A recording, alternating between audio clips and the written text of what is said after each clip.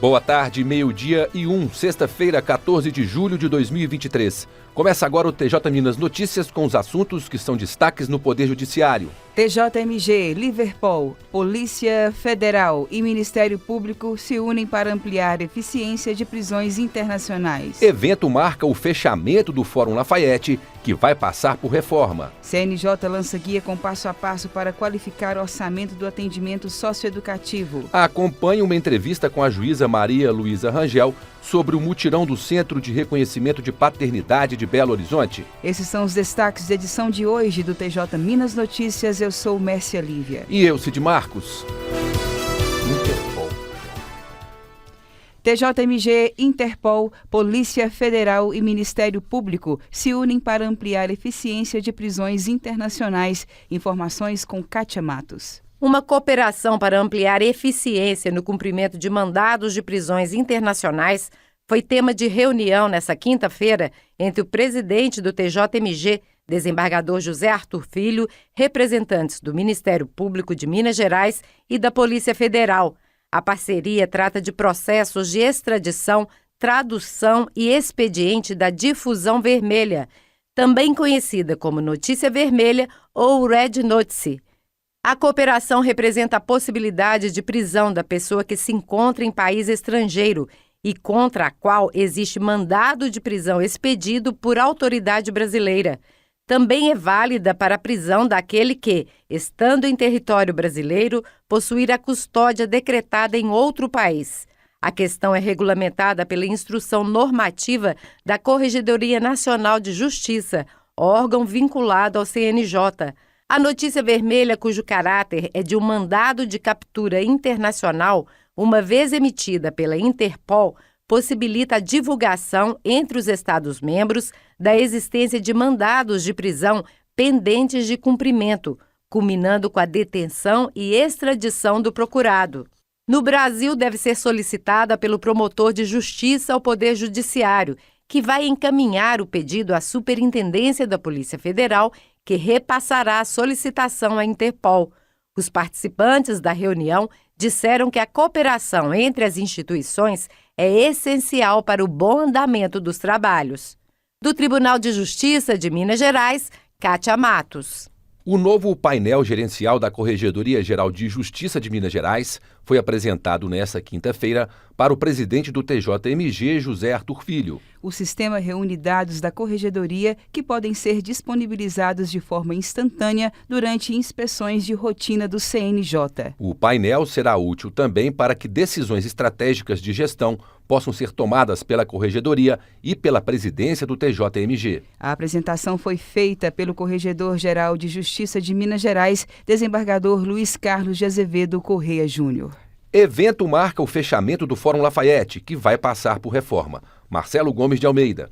O prédio do Fórum Lafayette, no Barro Preto, região centro-sul de Belo Horizonte, um dos mais icônicos do Judiciário Mineiro, foi fechado para reforma nesta quinta-feira. O maior fórum do estado, inaugurado em 1980, vai passar por intervenções na edificação, visando melhor funcionalidade, sustentabilidade, acessibilidade, adequações técnicas e segurança. O presidente do Tribunal de Justiça de Minas Gerais, o desembargador José Arthur de Carvalho Pereira Filho, prestigiou o evento de encerramento das atividades do edifício Milton Campos. Para ele, era necessária a modernização do prédio inaugurado em 1980. Vai ser um fórum muito mais moderno, muito mais ligado à sustentabilidade, acessível. Era necessária realmente uma reforma. A reforma deve durar mais de 2 anos e o Corregedor-Geral de Justiça do TJMG, desembargador Luiz Carlos de Azevedo Correia Júnior, ressaltou a emoção da breve despedida e que há muito tempo já era percebida a necessidade da reforma do prédio. Essa despedida, embora temporária, é um momento que marca todos nós. Já há muito tempo havia necessidade dessa reforma, tanto para as despesas que o Fórum dá atualmente, em virtude de instalações hidráulicas e elétricas antigas, e também para proporcionar um ambiente mais adequado, tanto para os servidores que aqui trabalham, quanto para os usuários do Fórum. A Corregedoria Geral de Justiça de Minas Gerais, a direção do Foro de Belo Horizonte e o Sindicato dos Servidores servidores da Justiça do Estado fizeram uma homenagem a servidores e aos mais antigos magistrados, promotor de justiça, defensor público e advogado que ainda atuam no Fórum Lafayette. Durante o evento, também houve projeção de imagens que contam a história de décadas do prédio. E a programação ainda incluiu a apresentação da Orquestra Jovem do Tribunal de Justiça de Minas. O juiz-diretor do Foro de Belo Horizonte, Sérgio Henrique Cordeiro Caldas Fernandes, lembrou que essa será a primeira reforma de grande porte do prédio. A reforma, a gente tem estruturas, uma questão de estrutura do subsolo, e aí a gente começa a trabalhar com sustentabilidade, com mais eficiência energética, mais conforto para o jurisdicionado e para os servidores. Então vai ficar muito boa, na verdade. No dia de fechamento do Fórum para a Reforma, teve também um passeio ciclístico pela região do Barro Preto e do centro da cidade, com magistrados, servidores e diversas pessoas da comunidade. No trajeto, os atletas amadores passaram por diversos prédios do Poder Judiciário e encerraram o passeio dando voltas pelos corredores do primeiro andar do edifício Milton Campos. Todos os alimentos arrecadados com a inscrição no passeio ciclístico serão repassados ao núcleo do voluntariado do TJ para posterior doação. Por causa da reforma, diversos setores do Fórum Lafayette passarão a funcionar em outros endereços em BH, sem prejuízo da tramitação de processos, especialmente no prédio da Avenida Augusto de Lima, 1234, no Barro Preto, onde foram instalados as varas criminais e de família, além dos tribunais do júri da capital. Direto do novo Fórum Lafayette em Belo Horizonte, Marcelo Gomes de Almeida. A seguir, CNJ lança guia com passo a passo para qualificar o orçamento do atendimento socioeducativo. E mais, acompanhe uma entrevista com a juíza Maria Luísa Rangel sobre o mutirão do Centro de Reconhecimento de Paternidade de Belo Horizonte. Voltamos em instantes.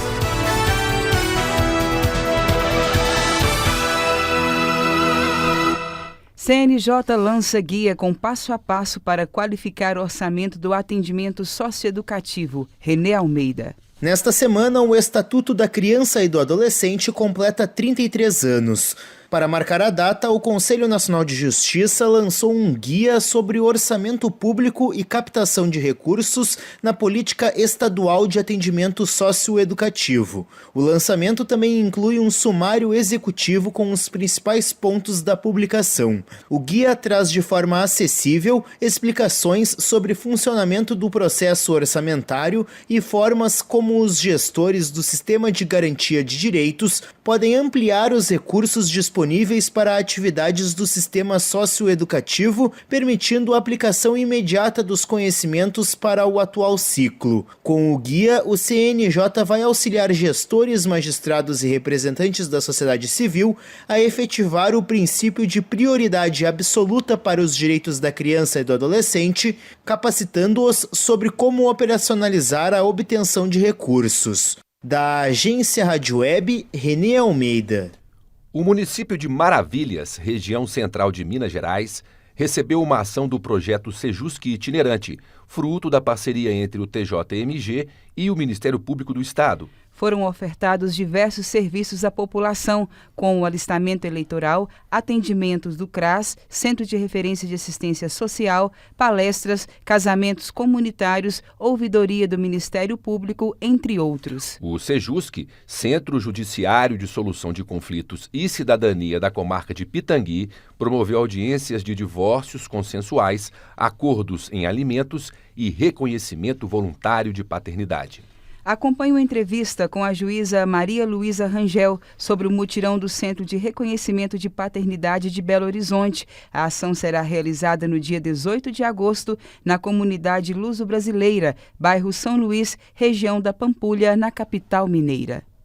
Eu, Flávia Carneiro, converso agora aqui no estúdio da Rádio TJ Minas com a juíza Maria Luísa Rangel Pires, coordenadora do Centro de Reconhecimento de Paternidade de Belo Horizonte e titular da Vara de Registros Públicos da capital. Bem-vinda, doutora Maria Luísa. Obrigada, Flávia. Conta pra gente como é que vai ser aí esse mutirão que o CRP está organizando no dia 18 de agosto.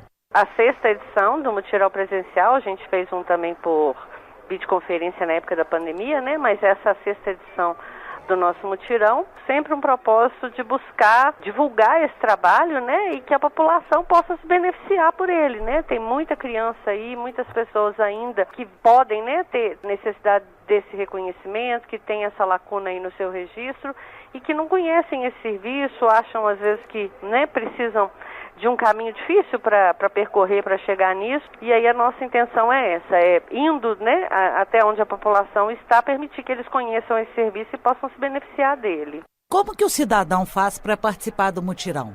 As inscrições estão abertas, né, até o dia 10 de agosto, no portal do tribunal mesmo. A pessoa entra lá, é muito simples, é só fazer o cadastro, porque aí a partir do momento que a pessoa faz o cadastro, o pessoal do CRP faz o contato com as pessoas, primeiro para checar se está dentro do perfil do mutirão, né? Porque alguns casos a gente não atende no mutirão, por exemplo, pai falecido, às vezes as pessoas fazem inscrição no mutirão e elas já têm pai, elas querem trocar, o pai que está no meu registro não é o meu pai.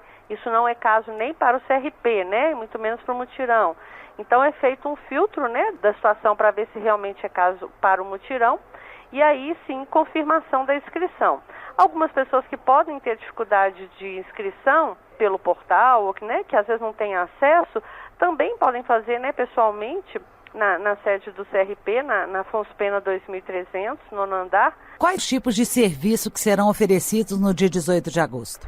A gente vai fazer reconhecimento de paternidade e de maternidade de crianças, adolescentes e adultos, tanto o reconhecimento biológico quanto o reconhecimento socioafetivo, né? Aí entram os padrastos, enfim. A gente tem hoje 80 e poucos inscritos, mas com um volume até bem grande de paternidade socioafetiva, sabe? O que nos deixa até bem felizes. Importante a gente destacar que em relação à paternidade socioafetiva, é necessário que a pessoa não tenha um pai no registro, né? E que, portanto, esse padrasto pode assumir a paternidade, mas desde que essa pessoa não tenha um pai, e tem que ser para maiores de 12 anos, né? Hoje não é mais permitido para menores de 12 anos esse reconhecimento de forma administrativa. Então, a gente não consegue fazer mais no CRP. E no caso do reconhecimento biológico, lembrar, né, que vai ser disponibilizado o exame de DNA gratuitamente, né? Quer dizer, todo o serviço é gratuito, e a coleta do material para o exame de DNA vai ser feita lá no local mesmo do mutirão. Essa